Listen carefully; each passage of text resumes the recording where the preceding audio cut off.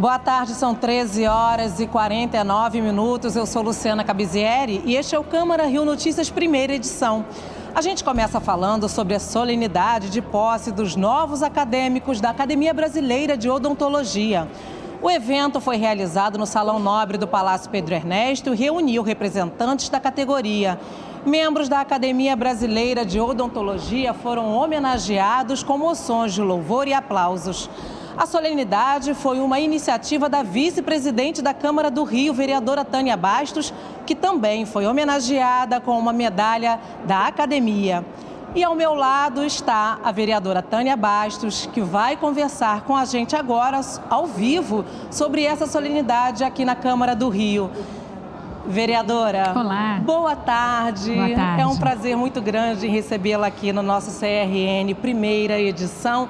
E, vereadora, foi uma manhã de muitas homenagens, né? Sim, homenagens e também emoções, né? Porque foi uma surpresa para mim receber essa linda medalha da Academia Brasileira de Odontologia e abrir esse espaço, abrir essa casa, que é a casa do povo, é a casa que, assim, ocorreu várias manifestações, né? A casa que houve dentro do nosso tema político, né? Do nosso sistema político brasileiro.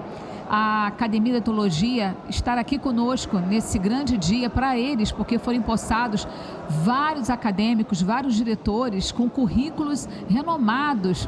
E após a posse, eu fui também homenageada e fiquei muito surpresa.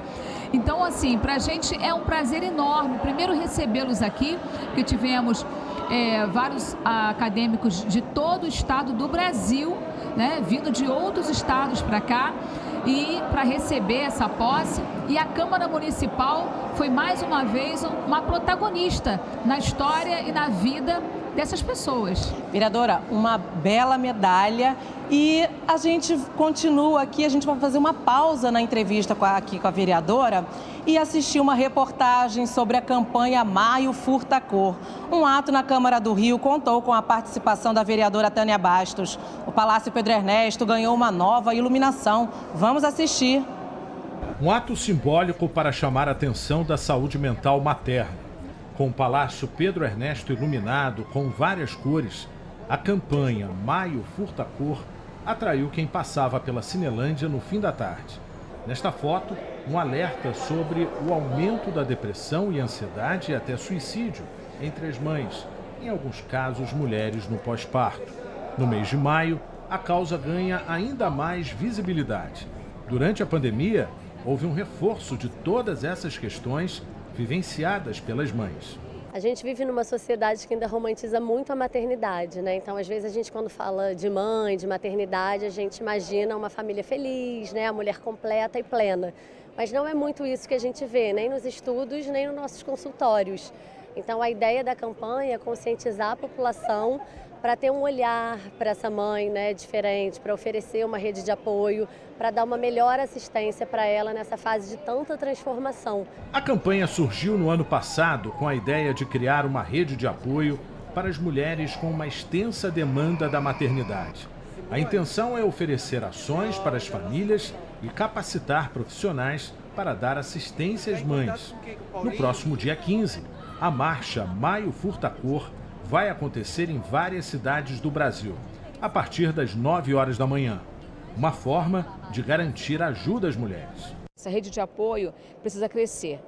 Então, para isso que nós estamos aqui, para dar visibilidade a toda a população. Esse que é o palco, né, de todas as atenções, palco político, que é a Cinelândia, não poderia ser diferente.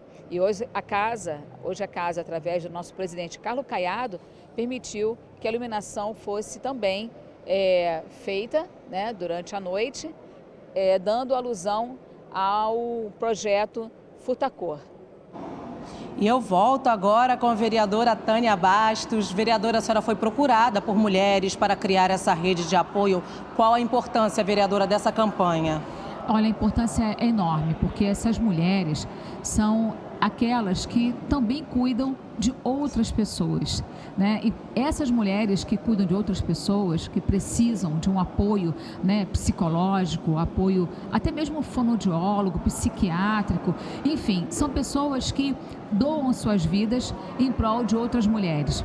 E eu quero chamar a atenção para esse Maio Furta-Cor, a qual a Câmara Municipal, como você bem citou, ficou iluminada com um misto de cores para chamar a atenção de toda a sociedade, que a saúde mental, né, materna importa para todo mundo, para todos nós. E eu quero aqui me colocar à disposição e dizer que fico muito lisonjeada de ter sido escolhida por essas mães, por essas mulheres, para representar essa grande campanha que para nós é de suma importância.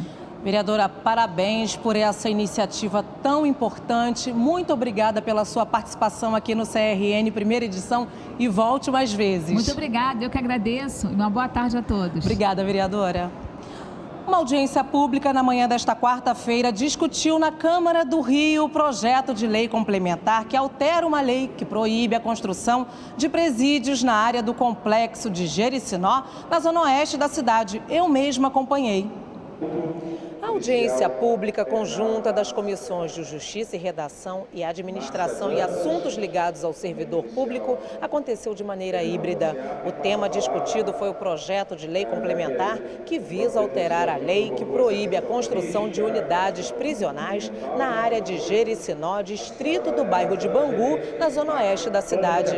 É um tema que já foi debatido entre os vereadores, é uma indicação do governo do estado.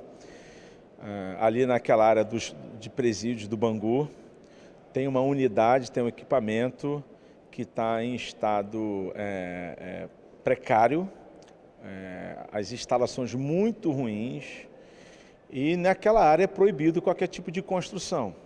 Então a gente está alterando a lei, não está se criando mais presídios.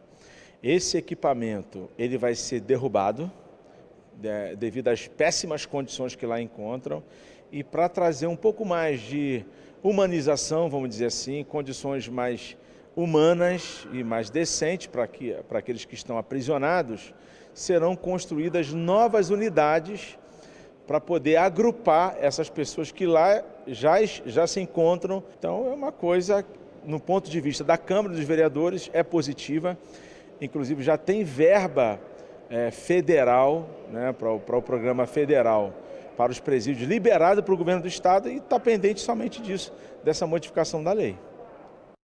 Os vereadores do Rio aprovaram em primeira discussão o projeto que aprimora os procedimentos de gestão e alienação dos imóveis da Prefeitura do Rio.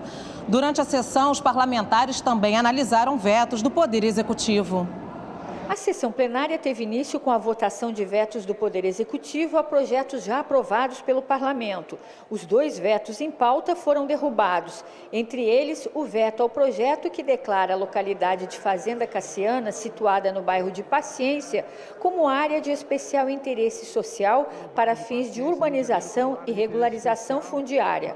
Na sequência da sessão, a Câmara aprovou o projeto de Lei de Diretrizes Orçamentárias, a LDO de 2023, que determina as prioridades e metas do Poder Executivo para 2023. A proposta prevê uma receita de mais de 39 bilhões. A Lei de Diretrizes Orçamentárias prevê as metas e os riscos fiscais, trata da dívida pública municipal e alterações na legislação tributária, orienta a elaboração dos orçamentos fiscais e da Seguridade Social e de investimento do poder público, incluindo os poderes executivo, legislativo, o Tribunal de Contas do município e as empresas públicas e autarquias. A matéria aprovada em primeira discussão retornará em segunda discussão. Outros projetos também foram analisados em primeira e segunda discussões. O projeto de lei de autoria do vereador Jorge Felipe, que prevê a implantação de turno único de 7 horas no ensino público nas escolas da rede pública municipal, foi adiado a pedido do autor para que a proposta seja aprimorada. Tenho conversado com inúmeros vereadores, inclusive já foi objeto de questionamento do próprio vereador Tarcísio Mota, a necessidade de uma audiência pública. Então, neste sentido, nós já conversando com esses vereadores e com a representação do CEP, nos comprometemos em propor uma audiência pública promovida pela Comissão de Administração e a Comissão de Educação e Cultura. O parlamento também discutiu o projeto de lei complementar de autoria dos vereadores Pedro Duarte, Carlos Caiado e Felipe Michel, que aprimora os procedimentos de gestão e alienação dos imóveis da Prefeitura do Rio. O entendimento e o encaminhamento que eu faço aqui pelo governo é votarmos favoravelmente a esse projeto. É um mecanismo, é um instrumento que dará mais agilidade, né, à Prefeitura. E o que nós faremos, a exemplo do que fizemos várias vezes no ano passado, é abrir para apresentação e análise das emendas entre a primeira e a segunda votação. O projeto foi aprovado em primeira discussão. 11 novas leis aprovadas na Câmara do Rio foram sancionadas pelo prefeito Eduardo Paes e publicadas no Diário Oficial desta quarta-feira. Confira algumas das novas leis que entrarão em vigor. Lei que tomba como bem de natureza imaterial da cidade a caminhada pela conscientização do autismo. Lei que inclui a Semana Municipal da Pessoa com Deficiência Intelectual e Múltipla no calendário oficial da cidade. Lei que prevê a fixação de cartaz ou placa em revendedoras e concessionárias de veículos automotores, informando as isenções concedidas às pessoas com deficiência e doenças graves. Lei que cria o selo Empresa Amiga do Animal a ser concedido às empresas que realizarem doações de alimentos e medicamentos para abrigos e ONGs que atuem na proteção dos animais. Lei que inclui a Semana de Proteção Animal no calendário oficial da cidade. E a lei que dá o nome de Aldir Blanc a um logradouro público entre o bairro de Vila Isabel e a região da Usina, na Tijuca. E olha só, o Rio gerou mais de 100 mil empregos formais nos 15 primeiros meses da nova gestão. Os números foram anunciados pela Secretaria Municipal de Desenvolvimento Econômico, Inovação e Simplificação. Os números de março foram excelentes para a nossa cidade. Segundo os dados do CAGED, a gente fechou esse mês com a criação de mais de 103 mil empregos formais. Apenas como efeito de comparação, 2020 a cidade perdeu 107 mil empregos formais no ano todo.